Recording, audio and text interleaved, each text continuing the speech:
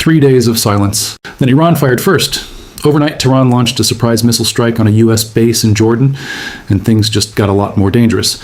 In the next 10 minutes, I'm going to break down exactly what happened, why Saudi Arabia just crossed a line it avoided for 5 months, and why oil prices are moving again. Stay with me, because the next 48 hours could decide where this war goes next. Welcome back to Iran. War Today, your daily breakdown of the U.S.-Israel war on Iran. I'm going to walk you through today's biggest developments, connect the dots nobody else is connecting, and tell you what to watch for tonight. Let's get into it. This was supposed to be over. Just 3 days ago, the guns went quiet. A fragile pause after months of fighting. Analysts were cautiously optimistic. Then, without warning, Iran struck again. Tehran's forces targeted a U.S. command post in Jordan with ballistic missiles overnight. Iranian state media also claimed its navy hit 3 oil tankers moving through the Strait of Hormuz, one of the most critical oil choke points on Earth. The U.S. didn't wait to respond. American forces struck Iran-backed militia positions inside Iraq, accusing them of running drone strikes against U.S. allies in the Gulf. And here's the twist nobody saw coming. Saudi Arabia joined those strikes. Riyadh broke 5 months of silence. For nearly half a year, Saudi Arabia tried to stay out of this war entirely. No strikes, no public involvement, just quiet neutrality while missiles flew around it. That ended today, after Iran-backed groups in Yemen and Iraq started hitting Saudi oil tankers and energy infrastructure directly. Riyadh finally struck back, joining the U.S. in attacks on Iraq's Popular Mobilization Forces, a coalition of mostly Shia militias with deep ties to Iran. The target zone, Iraq's Nineveh and Diyala provinces, the deadliest strikes of the operation. At least 20 fighters killed, 32 more wounded, according to the group itself. Why does this matter? Because Saudi Arabia entering this fight, even indirectly, changes the entire risk calculation for the region. One Iranian analyst warned that if Riyadh keeps this up, its own territory becomes exposed to direct Iranian retaliation. This is no longer just a US-Iran story.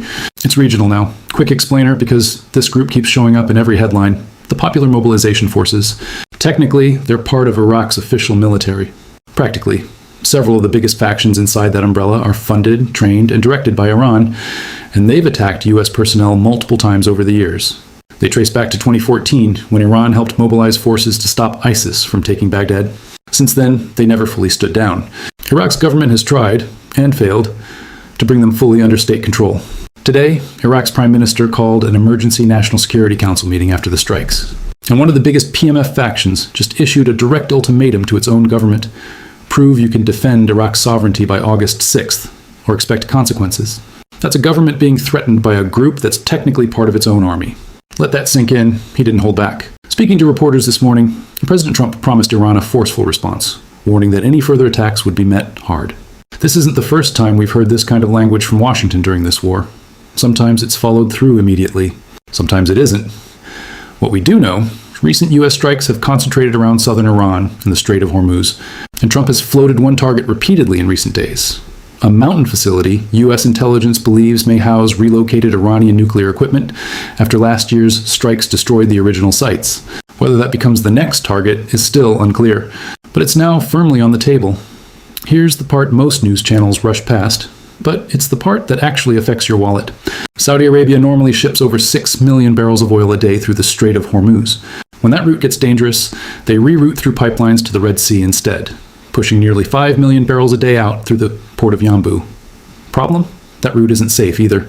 Iran-backed Houthi forces have been hitting Red Sea shipping for years, and they just declared a full naval blockade last week, reportedly working with Iran to set up a toll system for ships passing through.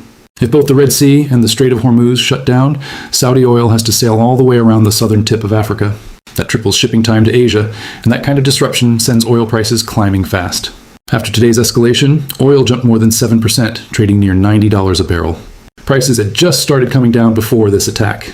Now, traders are bracing for the opposite, and if energy costs stay elevated, the pressure flows straight into inflation, which is exactly what central banks are watching closely right now.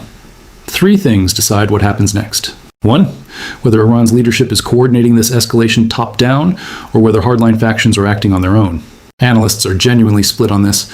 2, whether Saudi Arabia continues joining strikes or pulls back now that it's made its point. 3, the PMF's August 6th deadline to the Iraqi government.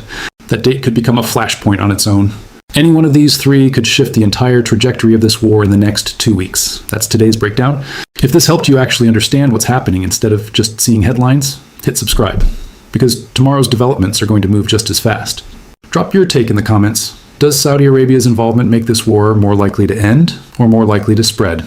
I'll see you in the next one.